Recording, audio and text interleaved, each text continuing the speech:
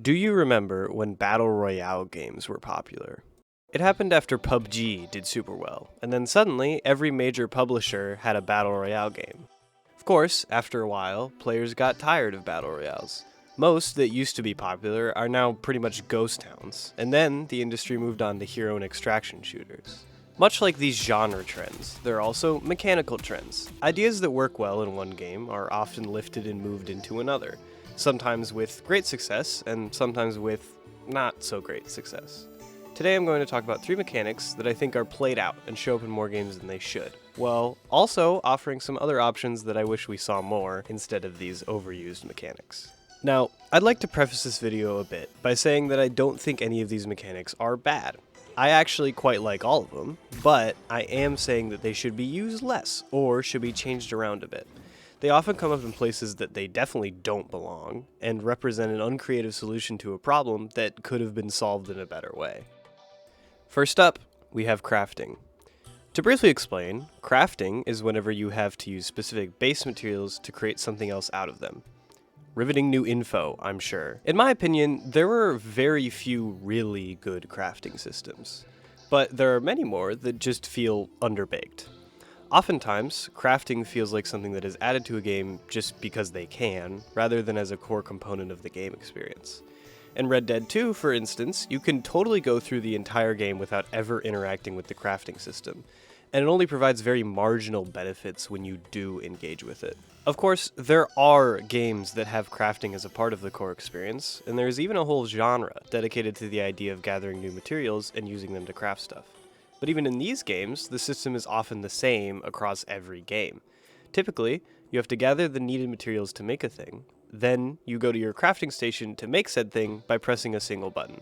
It definitely works as a system, but like I said, it's pretty much like that in every single game with crafting. Well, how else would you do it? I hear you type in the comments, and for that, I look to a game known as Factorio. Factorio is also a game about crafting, but it has an entirely unique system surrounding it. In order to craft things, you do in fact still need other things, but sometimes you also need to craft those other things. You also need a lot of those things. So you end up having to automate the resource extraction and crafting, and you end up with a bunch of assembly lines that make up an entire factory. Now, I'm not saying that every game should just be like Factorio, but I am saying that other games should try to come up with more unique crafting systems that support their core gameplay. Factorio's crafting system works so well because it supports the core loop of building a factory to craft more stuff. One aspect of crafting systems that I think should be used more is some sort of attribute system, such as the one in Terraria. In Terraria, every tool or weapon you craft has a unique attribute to it that modifies its stats. This, I think, is a cool idea, but it still does fall a bit flat. It's frustrating to work on getting an item for a long time just for it to have a bad attribute. Plus, attributes just become a money pit as soon as you unlock the Goblin Tinkerer and can just unlock the best attribute for every weapon by spending enough money.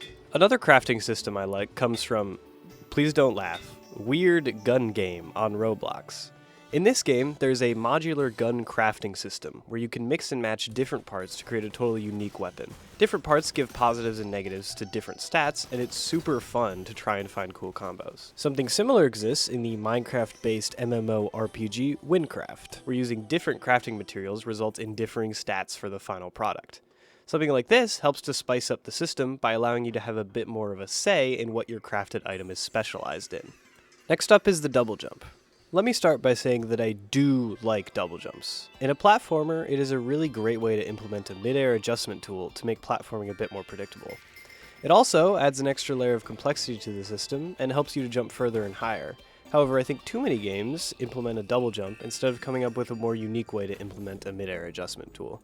For instance, I really like Hollow Knight Silksong. It's a great game with excellent and fluid platforming. But the entire time I was playing it, I was just hoping the game wouldn't end up giving me a double jump. It did, of course, but it was at least quite late into the game, which I appreciated. So, why didn't I want a double jump? Mainly, a lot of Metroidvanias use double jumps as an ability, and after a while, it gets a little old, for me at least. I wanted a more creative way for the game to allow you to get higher, like maybe a vertical version of the claw line, or some mid-air platform you could hit with a pogo. The double jump didn't ruin my experience or anything, but I just hoped that the game would use a different tool or spice up the double jump in some way. Double jumps are especially prominent in 3D platformers, where it's often used to help with the kind of odd perspective issues that the genre faces. Like I mentioned before, it helps the player to readjust in the middle of their jump so they're not completely committed to their trajectory the moment that they first jump. Interestingly enough, no Mario game has ever had a double jump as a core feature, and I think the 3D games handle this quite well. Mario Galaxy, for instance, has the spin, which functions both as a mid-air adjustment tool and an attack. Super Mario Odyssey has the cap jump and the dive, which work very well together as another mid-air adjustment tool as well as a way to gain height. I think some other games should attempt something like the 3D Mario games and try to come up with some more unique and interesting mid-air adjustment tools rather than just re-implementing a double jump.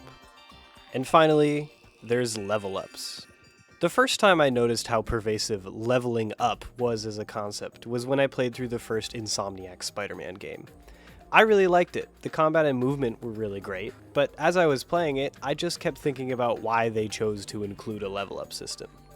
In Spider-Man, every time you level up, you get a few percentage points added to a stat and a skill point. I didn't dislike the skill tree, but I definitely did dislike the few percentage points you got every time you level up. It always felt so completely minuscule that I never noticed a difference before and after receiving the stat change. Additionally, the game already has a fairly solid progression system, with its various tokens you get from completing different side activities. The token system encourages you to engage with different activities, and using the tokens to obtain upgrades and new items feels genuinely rewarding. You have to work for these upgrades, and a few times I found myself seeking out side activities so that I could get the tokens I need to unlock something new. This is unlike the level up system, which ends up feeling more like a participation prize than anything. You never really work towards a level up, it's just given to you whenever you've reached the arbitrary amount of XP that's been set for a level up.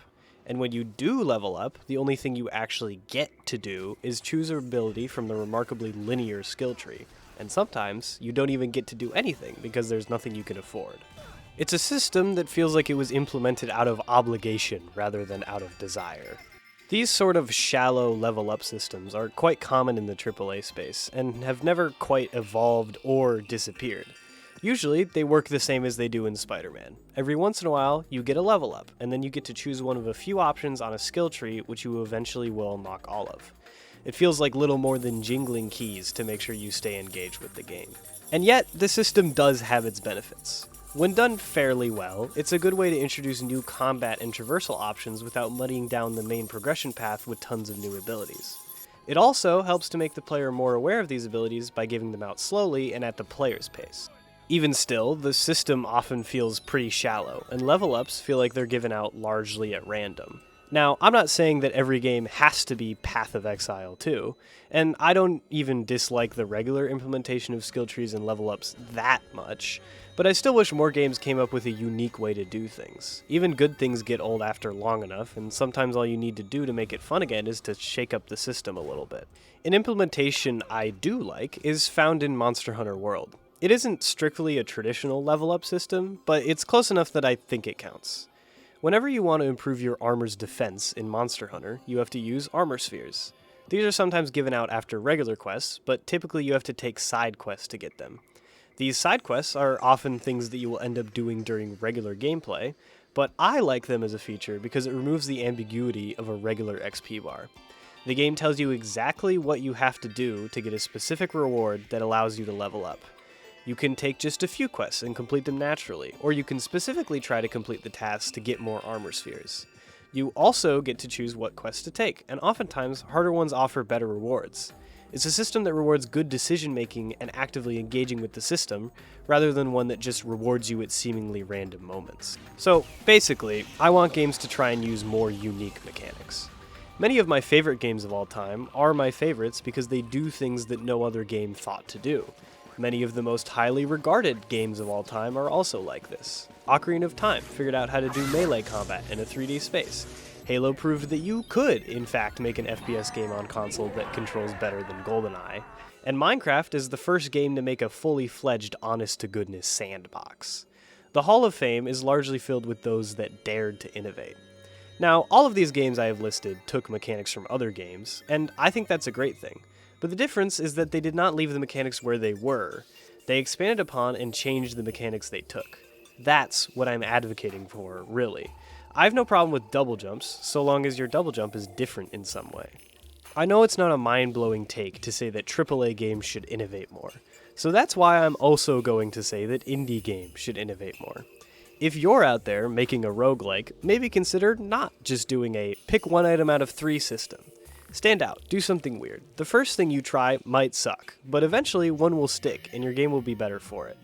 Be creative, it'll pay off in the end. Thanks for watching. I had a cold while recording this video, so I apologize if the voiceover stuff is not that good. I did my best. But yeah, if you like the video, make sure you like it, and if you want to see more like this, make sure you subscribe. Thanks for watching. See you next time.